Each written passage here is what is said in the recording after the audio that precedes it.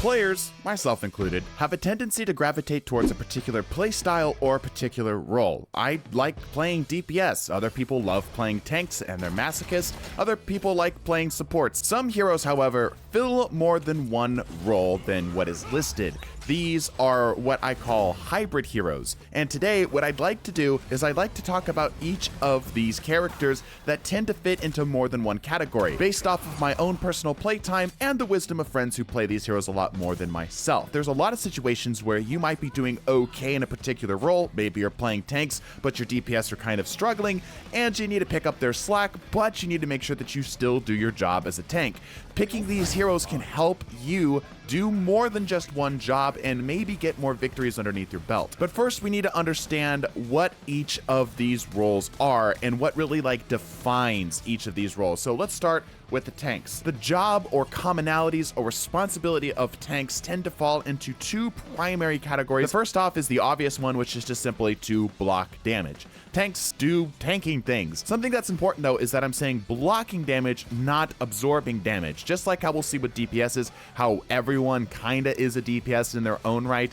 Tanks are in a similar category. Everyone is kind of a tank in their own right because of course everyone can take damage, but where tanks are unique is in their ability to specifically block damage in a way that no other class really can. The next thing that is pretty unique to tanks, it's sort of shared by supports as well, and that's crowd control. The ability for tanks to take up space is the thing that makes a good tank a really good tank. DPSs, of course, their big thing is that they have high DPS. The average DPS within Marvel Rivals is about 75 to 85. Anything that can exceed that is likely going to be considered in the hybrid DPS category. But it goes more than that because every DPS, no matter how slow, no matter how long of a cooldown, has some access to increased mobility. Mobility that goes above and beyond what you'll see out of the tanks or especially out of the supports. And lastly, something that we have to do because there's so many DPSs, we have to make sure we have more of a categorization for them, is their ability to have options with their damage. Every other character, of course, will have something that they can do that has a different way of doing some type of damage, but for DPSs, this is a lot more available to them. Whether that be something like splash damage versus direct impacts, or something as simple as swapping weapons, the DPSs tend to be more flexible in what they're trying to do as a damage dealer. And of course, lastly, the supports, the obvious one here is that they can heal others. While some characters can give themselves overhealth or even in some rare categories heal themselves, supports are the unique role that can actually supply this to other people, not just themselves. And the other thing is that they enable the team. This is a little bit harder to define what enabling a team is, but I'm hoping for something a little bit more direct when I'm looking at the categorizations of these. Not just something as simple as, well, I dealt a lot of damage, so my own team can follow up. I'm going to try to be cautious of over categorization here, as I don't want this to be anything that could be potentially harmful information. The scale is going to be between partial, hybrid, and multi-class, with partial being, yeah, they're kind of in this role, but not really. They can maybe help if you've got somebody who's kind of struggling in the other categories. The hybrid role, which is they're pretty much a 50-50, pretty much right down the middle. It can really help out that other role. And then there's the multi-class, which is they really are not categorized correctly. They really do belong in their own separate subcategory because of how unique and how diverse their character design really is and their abilities really are. All right, with that out of the way, let's start with the tanks and then we'll work our way through the DPSs and the supports. Starting with the captain. The captain is a partial support. Mostly this is coming from his ultimate. The captain has one of the most unique ultimates in the game for a tank in that he allows people to stay alive by directly influencing their health. All of the other tanks will obviously modify this or give some sort of damage block, but for the Cap, he gives it as a way of enabling the rest of the team, something that normally is only found on a support, so something that makes him strangely and uniquely a partial support. Next is Doctor Strange, which I am very, very cautiously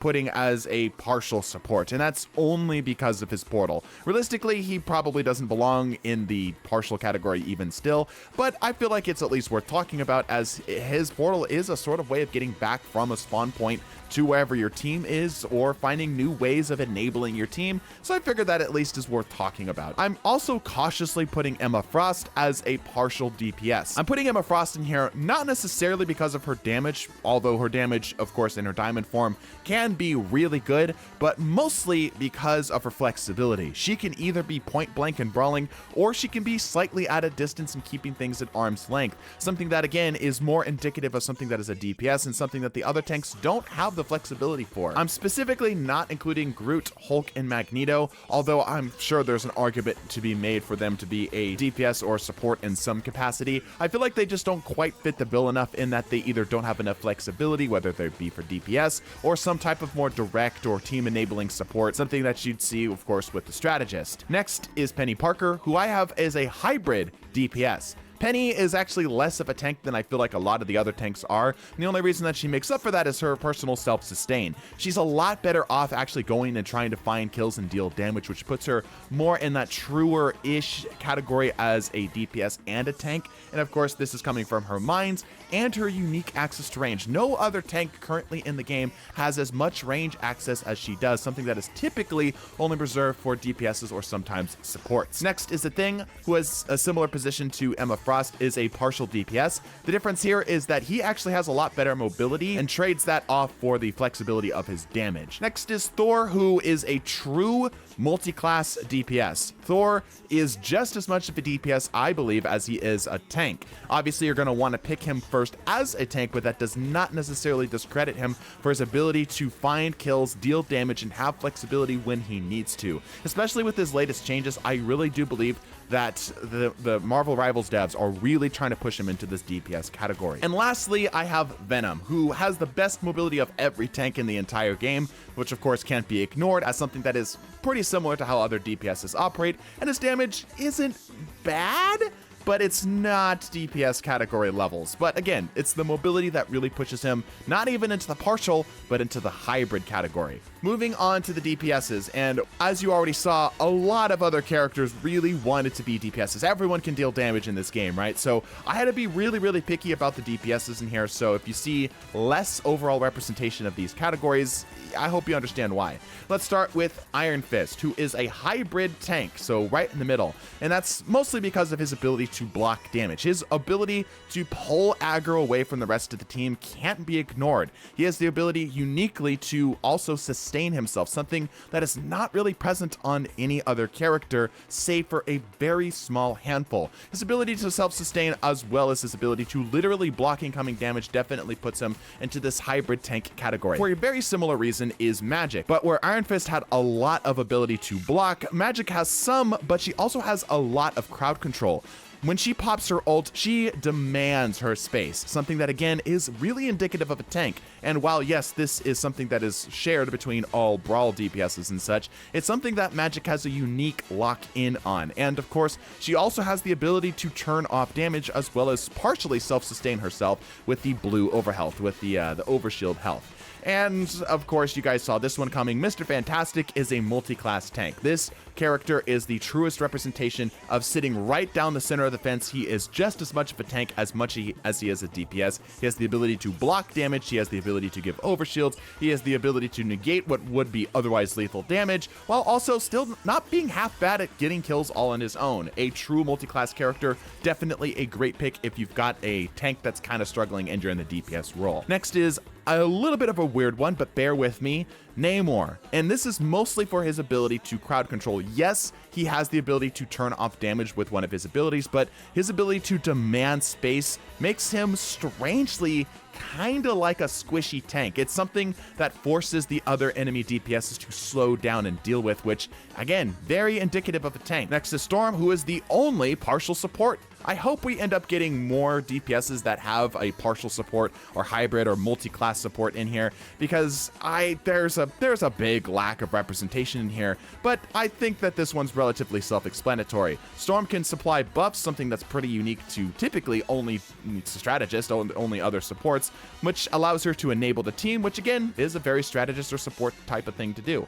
Next is the Punisher, who I know this is an odd one to put in here, but if you've played Punisher as long as me, you know he can take some damage, especially with that turret, but not a whole lot. So I've put him in the partial tank category, just again for the ability to just ignore big chunks of damage at any given period of time. Next is Winter Soldier, who is a partial tank, not only for his blue over health, that's something that is very, very common on him, but also for his ability to crowd control, something that is, again, a bit unique to the DPS, is something that not a lot of DPSs actually have, which I think at least helps the Winter Soldier kind of help out the tanks, even if it's in a sort of roundabout way. And lastly, for the DPSs, hopefully this is to no one's surprise, the Wolverine. Yes, while the Wolverine is absolutely a DPS character, his ability to absorb incoming damage, especially to stay alive with effectively over 500 HP, is pretty darn helpful. It's pretty good for him to stay and tank with the rest of the team and can help out the rest of the team if need be, especially, of course, if the enemy team has a tank of their own. All right, and now we come into the supports, who all of the supports, and I think this is why the supports are so fun to play in Rivals, their ability to be very multi-class. Now, I'm going to be cautious with a couple of these here. So starting out, I know a lot of people like to think of Adam Warlock as a DPS, but I think his DPS isn't flexible enough. If he had some kind of close range damage dealer, for example, that would help. If he had any form of mobility, that would help. I just don't think he fits the bill as any of those right now, so I don't have him in the DPS category, not even as a partial. I'm debating putting Cloak and Dagger in here as a partial tank, mostly for their ability to block, or in this case, technically evade incoming damage. But again, I'm cautiously holding off on them just because it's not necessarily as available as some of the other characters might have, and it tends to be more of a selfish thing anyway. But of course, what we can agree on is Invisible Woman as a hybrid tank. Her ability to both crowd control as well as literally block damage makes her very unique and is what's kept her so relevant in the meta for so long, as those two roles, the tanks and the supports, really love each other, really like to have that bond between each other, and Invisible Woman bridges the gap between them so effortlessly. Next is Jeff, who used to be a multi-class DPS, but now I think he's been more pushed into a true support category, true strategist category, so I've dropped him down from multi-class to partial DPS. Again, obviously mostly for his mobility and his ability to deal half decent damage, but again, that's been recently adjusted, so RIP DPS Jeff. Next is Loki, who is, I think, the true multi-class of multi-class. His damage can be really good, his ult can be whatever he wants it to be, and he has the ability to turn off damage with his little regeneration field. I think that Loki is the truest form of an actual character that can kind of do whatever he wants,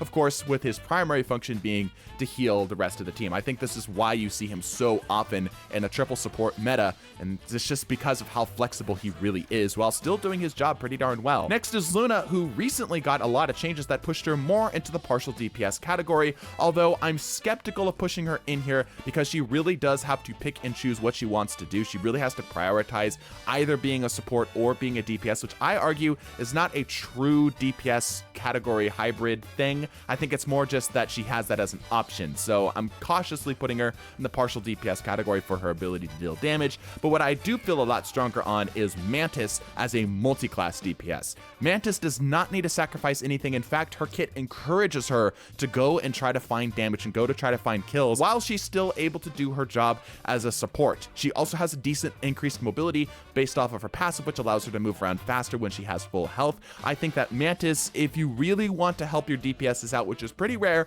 or if you're like me and just like playing DPS and are being forced to play support because nobody else wants to, Mantis is absolutely the way to go. She's got a little bit of everything and really does fit that bill.